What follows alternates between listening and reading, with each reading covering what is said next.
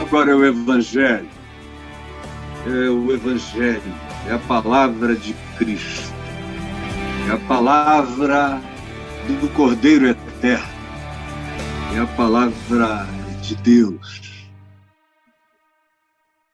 E eu quero, sem perda de tempo, botar logo para você o nosso texto aqui de Jeremias, no capítulo 4. Nós vamos ler os versos 14, 18 e 22. Não é de 14 a 22, são 3 versos isolados.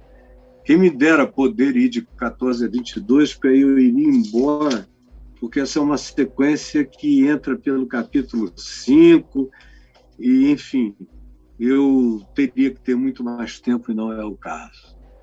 Por isso, eu quero me ater a uma questão, apenas a uma questão.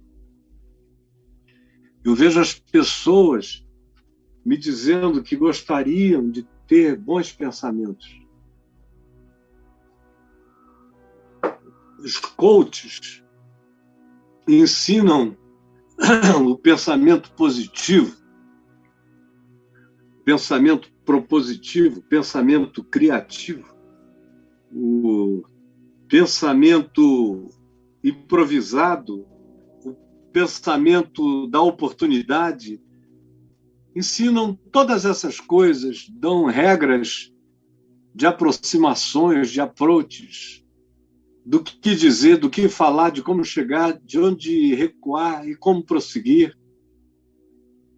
Tentam te ensinar um determinado xadrez relacional, profissional, negocial, ou tentam construir em você um gladiador,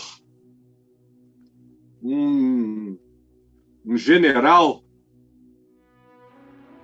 um capitão. Tentam fazer de você um empreendedor, um empresário, ou um bom sugestionador de possibilidades não cridas ainda. Eles ensinam muitas coisas. Só tem uma coisa: o cara faz o curso, termina o curso todo, faz o advanced, faz as extensões, procura outros gurus, tenta aprender com eles também. Só tem um problema. Quando eles chegam em casa, a mulher diz: "Oi, amor". Aí ele já diz: "Oi, qual é? O que aconteceu?" "Por que, meu amor?" "Não, porque você falou comigo como se estivesse devendo alguma coisa. O que houve?" "Não, tá tudo bem, meu amor." "Ah, então tá certo. Vou tomar um banho. Enquanto isso, prepara aí as coisas para eu comer, por favor." Quando pede, por favor. Aí vem os filhos, adolescentes, querendo conversar. "Agora eu não estou podendo, se você soubesse como foi meu dia hoje." E aí toma aquele banho, volta, mal fala com as pessoas, mas está cheio de estratégias de coach do lado de fora da porta para fora. Porque da porta para dentro não acontece absolutamente nada da porta para dentro. Eles continuam iguais. Continuam desinteressados, continuam desacarinhados, continuam sem a devida reverência conjugal, sem o temor conjugal, que não é medo, é aquela reverência santificada que a gente tem como cuidado delicado e gentil pelo ser do outro. Isso não é ensinado. No máximo, te ensinam a agir, a como se comportar para vencer, para ter sucesso, para aumentar números, para produzir quantificações, para bater metas, para atingir alvos, para receber honra, glória e prestígio no seu âmbito de influência e de relacionamento. É isso que você vai buscar e é no máximo isso que você recebe. Aí não entende, porque enquanto está tendo aula lá com o coach, não importa qual seja o coach do coach, você está aqui dizendo, meu Deus, que peito gostoso tem essa coach, se eu pudesse, eu comia. Ai. E aí, deixa eu não posso me desconcentrar. Ai, quando ela sobe nessa plataforma e essa bundinha aparece, ai, meu Deus, mas eu não posso deixar de saber como ganhar pessoas, influenciar e fazer novos relacionamentos. Eu tenho que aprender tudo isso aqui. Aí ele vai, ou ela, vê aquele coach sarado, gostoso, todo preparado para seduzir a clientela. Aí a mulher fica dizendo, ela é casada, ela tem filhos, ela tem tudo isso, mas diz, ai meu Deus, por que eu não fiz esse curso há 10 anos atrás e não encontrei esse cara disponível? Aí começa. Ou então está aprendendo aquilo ali, está dizendo, já sei, é isso aqui que o fulano está precisando, vou acabar com ele. Vou liquidar a concorrência. Parece que você entrou numa arena de gladiadores para aprender todas as armas de destruição possível para enfrentar, numa luta de vida ou morte, as outras pessoas, tendo a imaginação mais macabra, maligna, ou lascívia, ou cobiçosa, ou amaldiçoadora que você tenha como sentimento, como emoção, como produção de pensamento em relação a quem quer que seja. A mesma coisa acontece na igreja. O cara vai para a escola dominical, aprende a descendência de Adão todinha, a descendência de Caim. Ele sabe que Enoque foi o 7º depois de Adão. Ele sabe quando é que foi o primeiro culto, foi com Enos que passou a invocar o nome do Senhor. Ele sabe que tem 2 Lameques na mesma genealogia, no mesmo capítulo.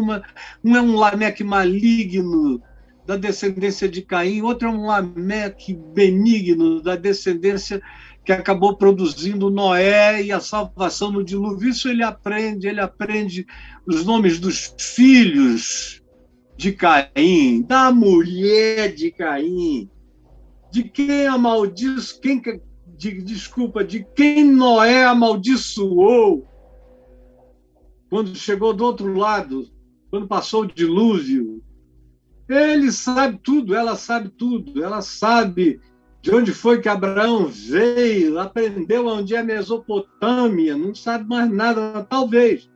Ali é o Iraque, vai lá, vem do Iraque. Abraão, aí ela começa a imaginar que Abraão era um teólogo, ou ele, aí que gerou uma família de teólogos, todo mundo sabia tudo de Deus.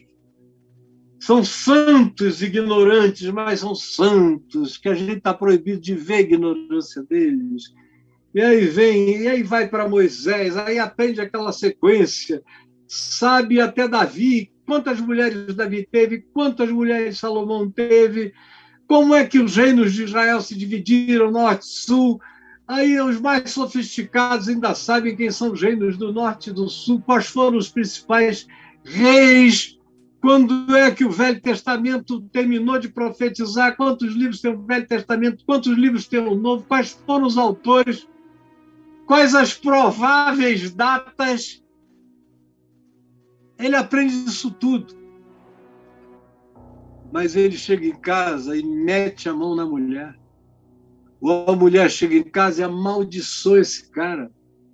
A companheira ou companheiro, tanto faz de que tipo de relacionamento e de modal relacional a pessoa esteja, mas é agressividade demais uns contra os outros, ou contra os filhos, ou contra os diferentes.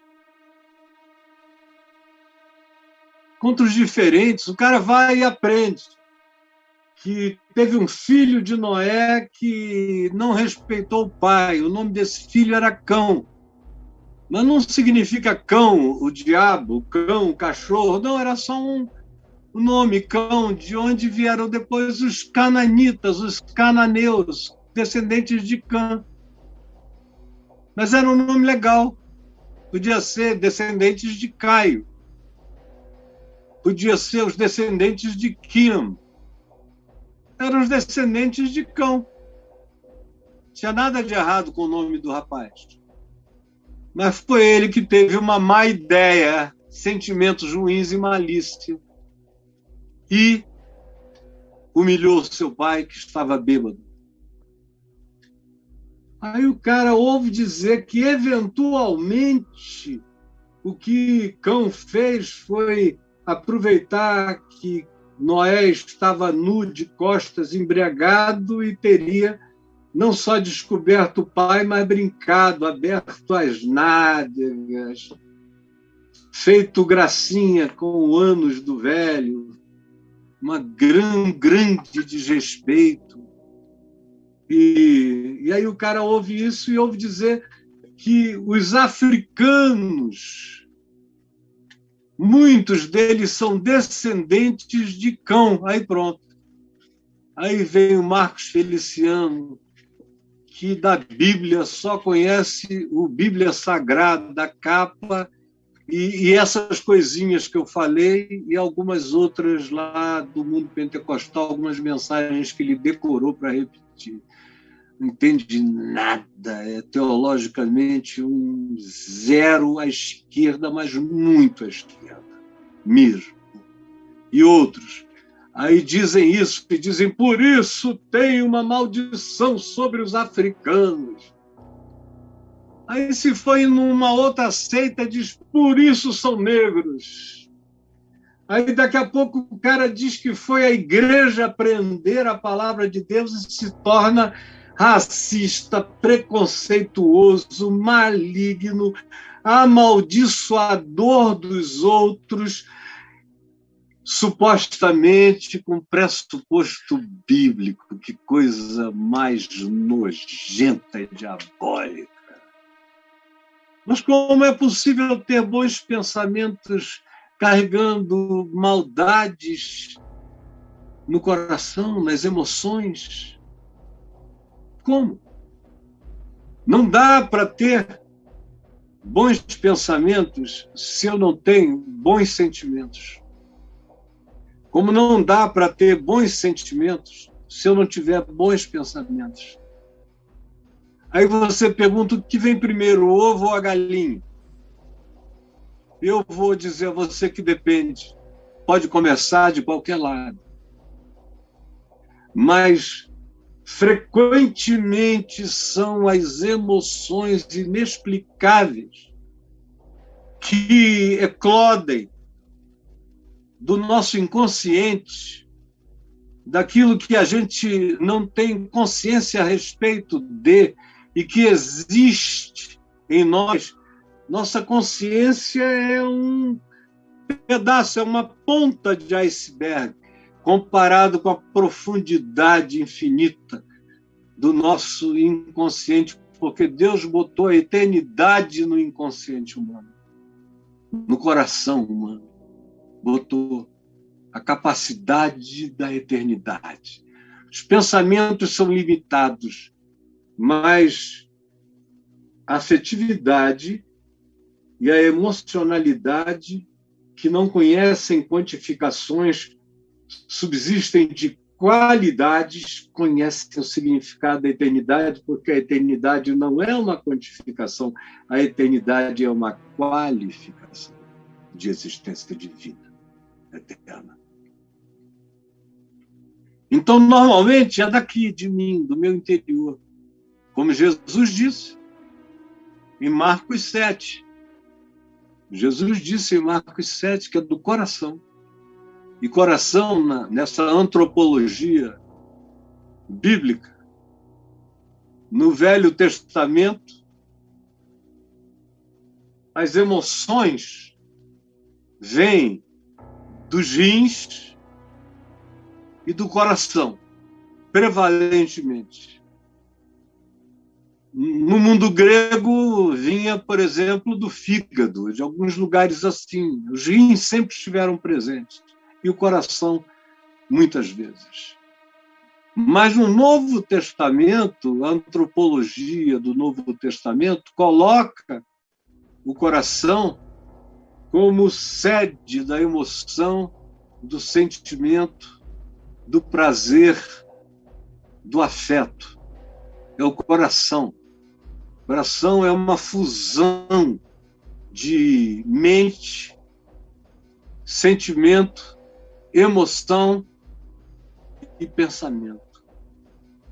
Tudo isso habita o coração conforme, segundo, a maior parte das vezes, e segundo Jesus, no Novo Testamento, especialmente em Marcos 7, quando explicitamente ele diz que é do coração que procedem os maus pensamentos, os maus desígnios. É do coração, é um texto de uma descrição como nenhuma psicologia tem coragem de afirmar com essa veemência. É muito mais forte do que Romanos 3, sobre o que eu preguei semana passada, aquela descrição antropopsíquica da condição humana devastada. Está aqui em Marcos 7, onde Jesus diz que é do coração que procedem os maus desígnios. Porque é daí do íntimo do ser que todas as coisas brotam. E dizia, não é o que entra pela boca o que contamina o homem. Não é comida, não é bebida, não é o prazer sensorial, não é isso. É o que sai do homem. Isso é o que contamina, é o que sai de mim. É o que eu penso, é o que eu sinto, é o que eu afetuo, ou desafetuo, ou dessinto, ou odeio. Aqui no caso ele diz das procedências malignas, porque o Velho Testamento também diz que é do coração do homem que procedem as fontes da vida. Também diz que é do coração do homem, coração, na forma que eu estou descrevendo aqui para você, desse ser, procedem tanto a vida quanto a morte. Então, eu tenho um poder extraordinário de matar pessoas com sentimentos, emoções, pensamentos que produzirão procedimentos. Mas mesmo que eu não proceda, a emissão do meu ódio, da minha raiva, da doença do meu ser, isso tudo vibra. Vibra contra mim, se somatiza e me adoece, tanto quanto às vezes adoece a mente frágil, a emoção frágil, indefesa, daqueles que sofrem o nosso ódio. Então Jesus diz, é de dentro, porque de dentro do coração dos homens, mulheres, humanidade, todo ser humano, claro, né? É de dentro do coração do ser humano que sai tudo aquilo que contamina. Porque de dentro do coração é que procedem os maus pensamentos, os maus desígnios, as más intenções, a prostituição, o desejo de objetivação do outro como existência, só como corpo, só para usar, só para descartar. Os furtos, os enganos, as coisas que a gente faz e ninguém nota e ninguém sabe, as dissimulações, as mentiras, os homicídios subjetivos, os ódios, a vontade de destruir, a vontade de fazer com que a pessoa morra, os adultérios. E não são adultérios necessariamente fisicalizados, praticados. Jesus diz em Mateus 5 que são adultérios subjetivos, é a mente que fica desejando, imaginando, querendo, só vê assim. Esse é o modo de ver, é desse modo. Ou também as avarezas, as usuras, gente que não ajuda ninguém, que não é solidária, que não tem empatia alguma, as malícias, as maldades, aquele olhar que se dá o direito de pensar sempre o mal sobre as mesmas pessoas, sempre o mal. Você tem o direito de ser simples como as pombas, prudentes como as serpentes, tem o direito de discernir e ver e de não jogar pérolas aos porcos. Você tem o direito de se precaver, de tomar os seus cuidados, mas você não tem o direito de julgar e de atribuir a uma determinada pessoa o poder absoluto da imutabilidade, porque senão você está sendo o pai da eternidade, você está blasfemando como se você fosse o Deus do coração humano, e você não é. Então, malícias, maldade, dolo, que é aquela coisa construída, é aquela urdidura da perversidade, a lascívia, que é um vício de desejo incessante, a inveja, que é uma espécie de lascívia do que o outro tem, que é tesão no outro, na conquista do outro, nos dons do outro, na inteligência do outro, nas capacidades do outro, nas competências do outro, na beleza do outro, na mulher, no marido, na família, na casa do outro. Do coração vêm as blasfêmias contra Deus, mas as blasfêmias mais cometidas são aquelas que a gente pratica contra o próximo. São xingamentos, são as reduções do ser humano a um nada, nada, nada, nada, nada, nada. Raca é a palavra aramaica que Jesus usa para designar aquele que torna o outro um ente sem salvação, sem alma. Designa isso para ele. Planta o inferno no coração do outro. E Jesus diz que isso é blasfêmia. É do coração que vem as soberbas, as arrogâncias. E a soberba produz surto, produz loucura. O cara diz, eu sou a lei, eu sou a Constituição, eu sou o dono, isso aqui é o meu. Aí vai tomando posse, surta, vira Nabucodonosor, vira Beltesazar, vira o rei de Tiro, vira Xerxes, vira Alexandre o Grande, vira Assuero, acha que pode tudo, se transforma num Senaqueribe, pensa que ele é um César romano. Isso tudo é loucura, é insanidade.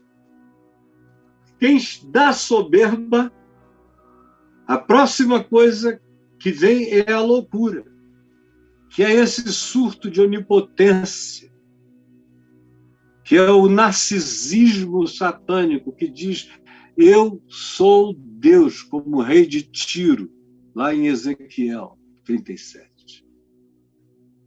Soberba. E aí a loucura se manifesta total, conforme diz Jesus aqui em Marcos. Ora, todos estes males vêm de dentro. E aí eles saem, contaminam o homem primeiro. Por isso eu quero agora que você me responda: como é possível ter bons pensamentos carregando malícia no coração? É possível. Enquanto você pensa, eu quero afirmar 4 coisas. A primeira, veja aí, você tem que decidir quem você quer ser. Essa é a primeira.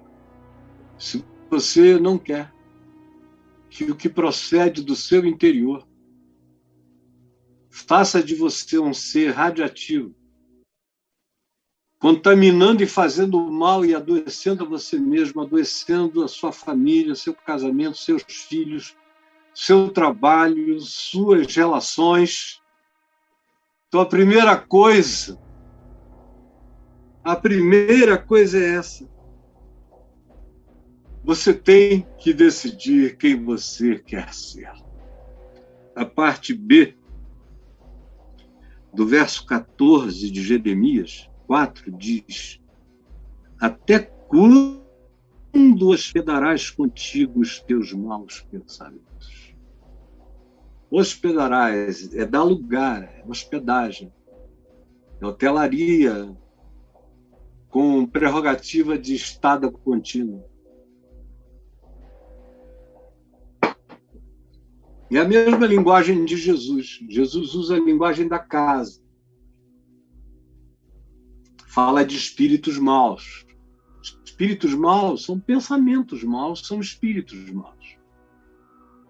Não sei se você sabia, mas nem tudo que é espírito se manifesta como trimelique, mediunidade, essas coisas assim que estão por aí, do show da invocação. Não. A primeira manifestação de espírito maligno é pensamento perverso. É pensamento ruim. Do pensamento. Coração cheio de maldade, hospedando 5 estrelas, dando tratamento VIP a espíritos malignos. Pensamentos malignos são espíritos malignos. Aqueles pensamentos hospedados, que você diz: ó, você é meu hóspede de estimação, fica aqui. Daqui a pouco entra um outro e você vai agasalhando ali. Daqui a pouco tem tudo que Jesus disse que destrói e contamina. Você diz: no meu coração há muitas moradas para todas as maldades, desejos e lascívias. E acolhe, começa com uma pequena coisa, logo depois, quando você vê, deu metástase na alma toda, no coração. Porque você hospedou, agasalhou, você decide abraçar o mal. Diz: esse mal é meu, eu tenho direito. Me fizeram mal, eu tenho direito à vingança, eu vou me vingar. Aí você vai se vingar, é como quem toma um copo de veneno. querendo matar o outro. Isso é o que a vingança faz. Você odeia tanto que você, às vezes, morre antes. Você tem que decidir se você quer ser do bem ou se você quer ser do mal. Porque para ser do mal, basta não ser do bem, entendeu? E ser do bem não é pagar o imposto de renda, parar o carro no bom estacionamento, não ter nenhuma reclamação do síndico. Não é isso, não. Não é chegar na horinha e sair da horinha do trabalho. Isso aí robôs fazem. Ser do bem é escolher amar, ser misericordioso, compassivo, justo, se solidarizar. Meu Deus, ainda que seja um caminho mais difícil, mas se é o caminho certo, você anda nele. Você tem que decidir quem você quer ser. A gente não nasce sendo, a gente vai se tornando, você entendeu? O bem e o mal nos habitam. Aí você diz, como é que eu conheço criancinhas que desde pequenas são mais e outras desde pequenas são boas? Bom, se não tiver um aleijão neural detectável na pessoa, pode ter certeza do seguinte, é estranho, mas é verdade. A gente começa a fazer escolhas do bem e do mal muito antes da gente ter memória daquilo que faz. Eu tive a bênção de ser uma pessoa aquinhoada com uma ótima memória e retenção, mas também com uma memória extensa para trás. Quanto mais velho eu fico, mais para trás ainda eu vou. Eu já tive sensações e impressões de um tempo lactante, que não dá para explicar, mas eu sei que é. Memórias de 2 anos de idade que eu conferia com meus pais e eles diziam, como é possível você saber disso?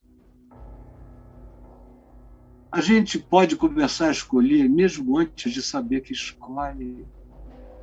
A gente pode escolher para o bem, a gente pode escolher para o mal. E quando você está há quase meio século ouvindo confissões de pessoas e antes disso convivendo com alguns dos amigos mais doidos que alguém pode ter no mundo, você aprende muito sobre a loucura humana e sobre essa maldade e sobre gente que você vê crescer. Alguns vão hospedando o bem, outros vão hospedando o mal. Por isso, como todos nós sabemos o que é bem e o que é mal, mesmo antes de entendermos qualquer noção de moral e de ética, a gente já sabe o que é bem e é mal. Criança sabe, esconde. Mesmo sem ter sido avisada, ela sabe muitas vezes que algo não tem que ser feito. Mas assim mesmo ela faz. Eu sei porque eu me lembro das minhas escolhas tenras do mal.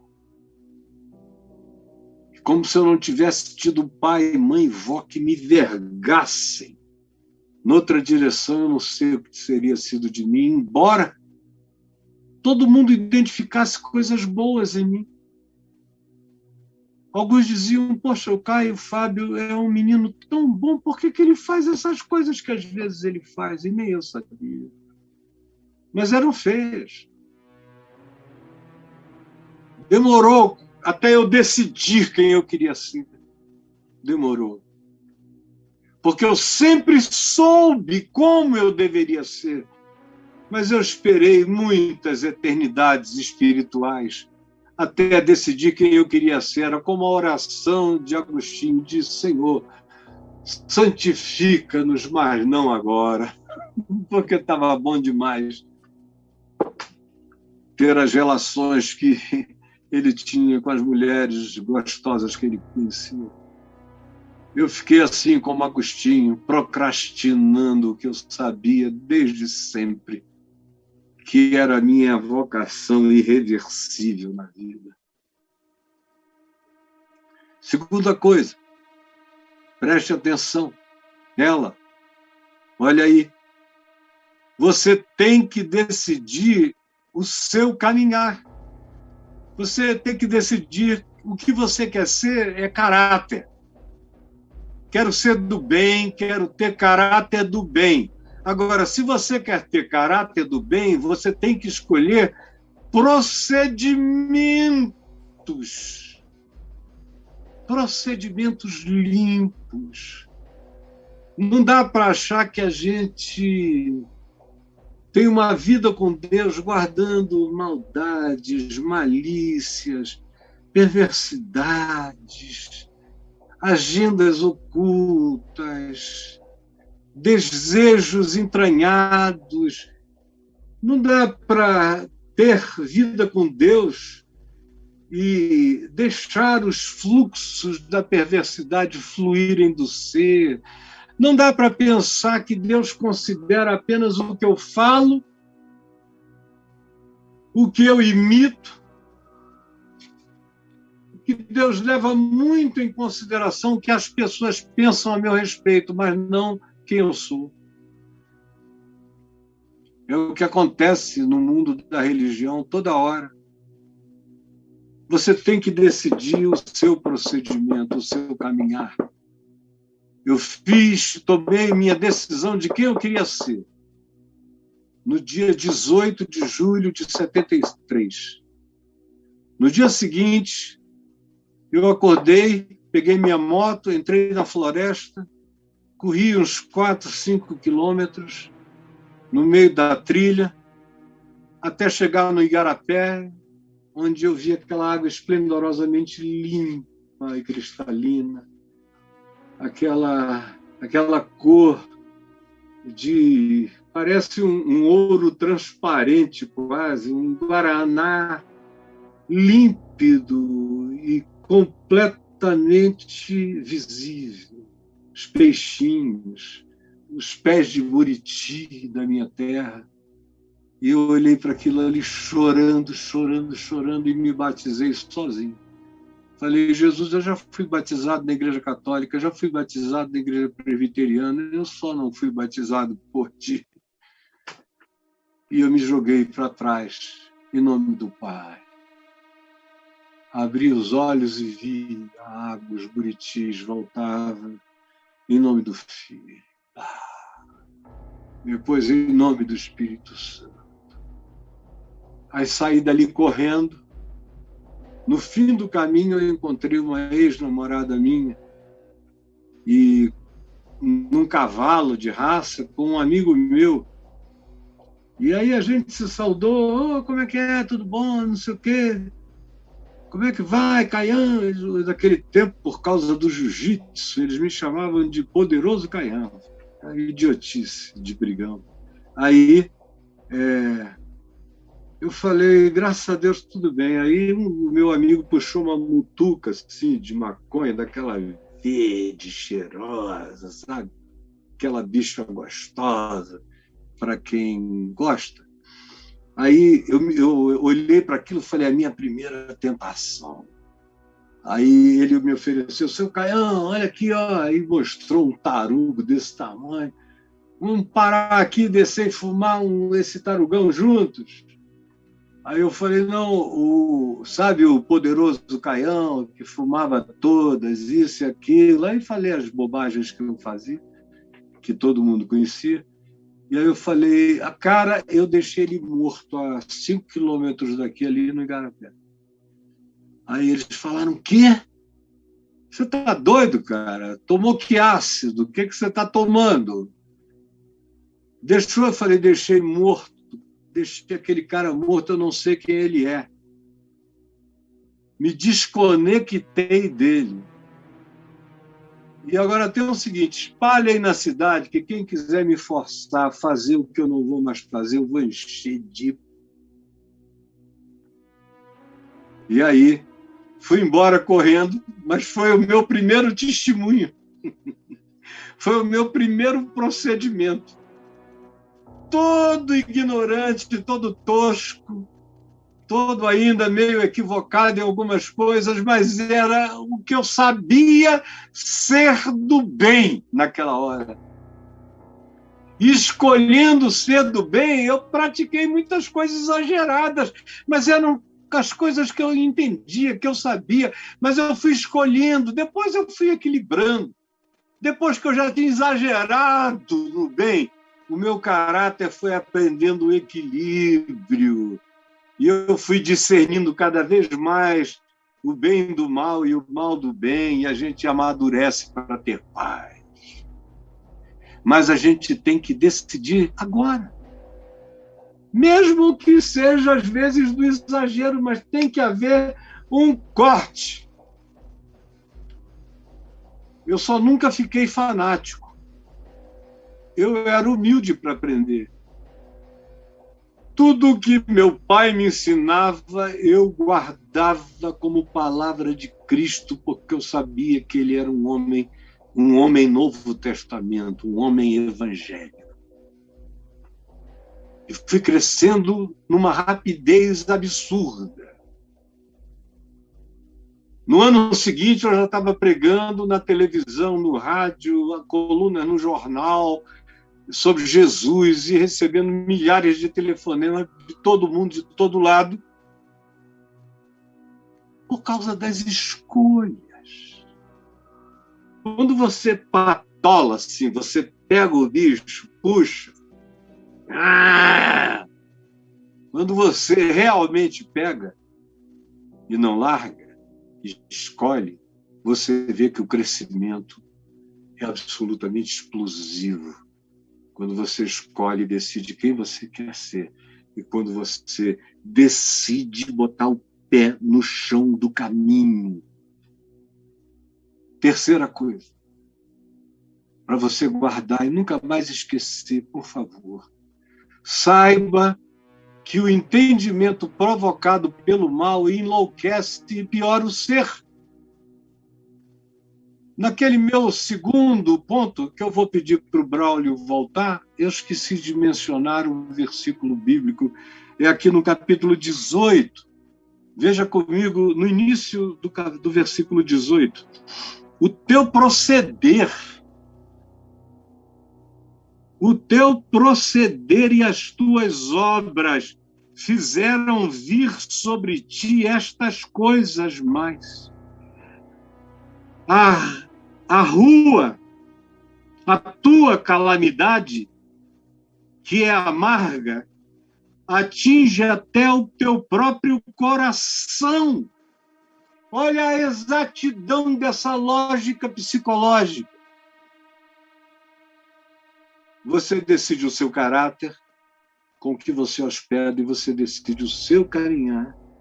Porque o teu proceder e o que você realiza, obras, é que fazem vir sobre ti as coisas mais. E a tua calamidade, essa que você está vivendo, que é tão amarga, tão horrorosa, vai até o profundo do coração. Veja o processo de retroalimentação. Do coração procedem, e pela prática para o coração retornam pioradas as nossas emoções, sentimentos, pensamentos e decisões. O que um dia foi um sentimento vai virar uma loucura, o que um dia foi um desejo vai virar uma tara. Tudo vai crescendo. Aí vamos agora para o terceiro ponto. Então, veja aí. Saiba que o entendimento provocado pelo mal enlouquece e piora o ser. Agora leia o verso 22 comigo. Deveras, o meu povo está louco. Isso é um diagnóstico de Deus, não é de Freud. Nem é de Marx. Nem é meu, que eu também acho a mesma coisa. Esse povo está doido. Deveras, ele não diz o mundo está louco, ele diz o meu povo. Aqueles que dizem que invocam o nome do Senhor, que dizem que são o povo da palavra de Deus, que dizem que são o remanescente fiel, que é igualzinho a esse que está aqui, à nossa volta e no país inteiro. Está descrito aqui. para nós. Deveras, o meu povo está louco, doido. Só tem uma coisa que pode explicar as obras, os procedimentos, as escolhas, os ódios, as raivas, os preconceitos, os supremacismos, as maldições desse povo que diz que é povo de Deus. Só a loucura, a insanidade, como diagnóstico divino, pode explicar o ensandecimento incontrolável desse povo que foi ficando entorpecido e torpe no seu entorpecimento. Deveras, o meu povo está louco. Já não me conhece. Não sabem mesmo quem é Deus, porque se soubessem quem Deus é, não diriam em nome de Deus as loucuras que dizem. Se soubessem quem Deus é, não profetizariam em nome de Deus aquilo que só o diabo quer. Se soubessem quem Deus é, não apoiariam aquilo do que os anjos retiraram as mãos. Porque o juízo de Deus não está em te esmagar, basta ele se retirar e dizer: segue os teus próprios caminhos. E não adianta ficar religiosamente de joelho de manhã e entregar o dia. Se ele se levanta para mentir o dia inteiro, para fazer maldade o dia todo, para enganar, para procrastinar, para inventar mentiras. Não adianta abrir o dia de joelho nem fechar o dia com oração. O teu dia foi uma blasfêmia, entenda isso, por favor. Saiba que o entendimento provocado pelo mal, que é um falso, é um pseudo-entendimento, provocado pelo mal, piora o ser, enlouquece e alucina o ser. Leia comigo de novo o verso 22. Deveras o meu povo está louco, já não me conhece, não sabe quem eu sou, me confunde com o diabo. Se falarem algo do diabo em meu nome, eles dizem amém. São filhos nécios, sem entendimento, sem juízo. Não têm entendimento, são tolos, nécios, bobos, burros, e não entendem nada, nada, nada. Sofrem de um bloqueio cognitivo total, absoluto. São sábios para o mal. São sábios para fazer o mal. Mas não conseguem cometer um ato simples de bondade. Mas tem que montar uma engenharia de maldade enorme e não sabem dar uma injeção para salvar. Saiba que o entendimento provocado pela prática do mal enlouquece e piora o ser. São sábios para o mal. E não sabem fazer o bem, não sabem. Você fica olhando e diz: meu Deus, não é possível. Depois dessa, o cara não vai fazer isso nunca mais. Aí acontece, quando você vê, logo a pessoa está nas mesmas práticas, se achando sábio porque se safou rápido. São sábios para o mal, entendidos do mal e não do bem. Porque no seu coração não existe nenhuma sabedoria do bem. Eles hospedaram a malignidade. Por isso os seus pensamentos são perversos. E eles se tornaram uma máquina de retroalimentação de doença e de maldade. Veja a quarta coisa que eu gostaria que você soubesse. Sabe qual é? É essa que responde aí, ó. A salvação está em tirar a maldade dos sentimentos. Você entendeu? A gente tem que lavar os sentimentos. Aí, como é que a gente começa a lavar os sentimentos? A gente começa a lavar os sentimentos por uma decisão, quando a gente admite que os nossos pensamentos são para o mal, são contra o outro. Quando a gente admite que a gente é a favor de um lado, não importa o que esse lado faça, e é contra o outro lado, não importa o que esse outro lado faça. Se esse outro lado, que eu não gosto, fizer o bem, eu vou dizer que é mal. E se o lado que eu quero e gosto e apoio fizer o mal, eu vou dizer que é bem. É assim que eu avalio o estado dos meus pensamentos.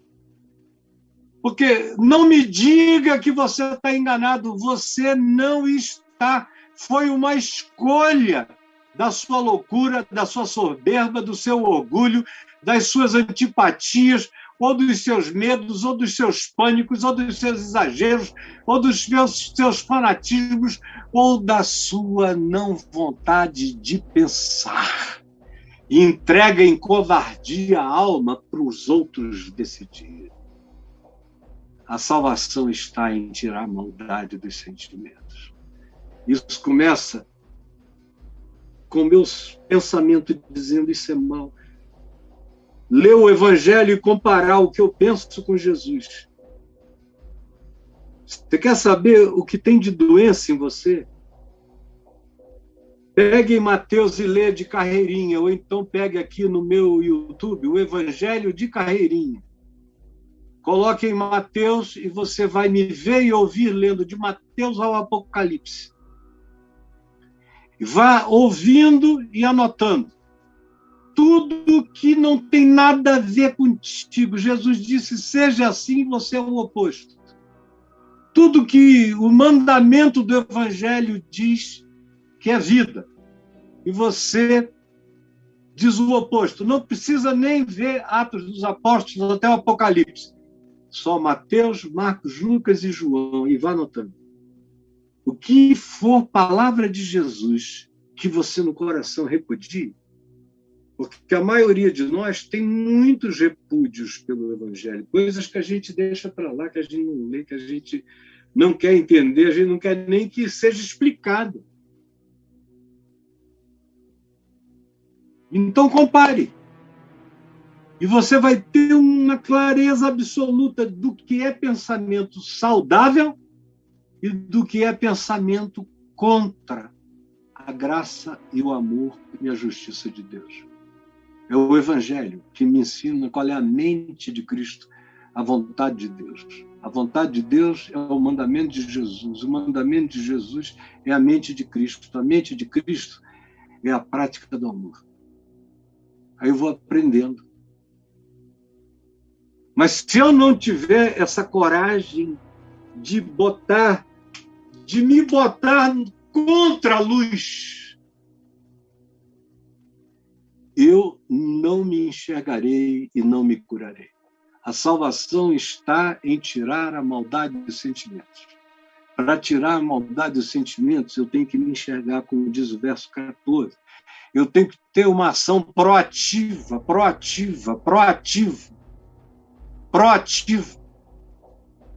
Você entendeu? Eu tenho que ser proativo. Senão, nada vai começar a acontecer. Verso 14 diz, lava o teu coração da malícia. Isso é um imperativo. Todo imperativo vem carregado de uma capacitação para realizá-lo. Não há imperativos dados por Deus que não venham carregados com a competência da realização, com a capacidade, com o empoderamento para a realização. Quando Deus diz, lava o teu coração da malícia, é porque é possível. É possível. Eu sei que é possível.